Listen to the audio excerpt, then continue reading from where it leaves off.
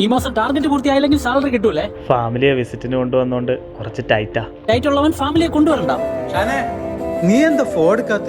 സാറിന്റെ കൂടെ മീറ്റിംഗിലായിരുന്നു. നിന്റെ മോളൊന്ന് വീണു ഹോസ്പിറ്റലിലാ. നീ ഒന്ന് പെട്ടെന്ന് വന്നേ. നീ പോയിട്ട് വാ.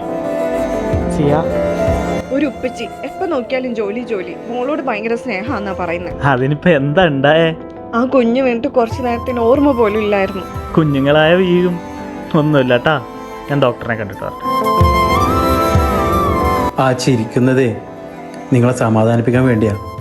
ഉള്ളിൽ നീറുന്നുണ്ടാവും.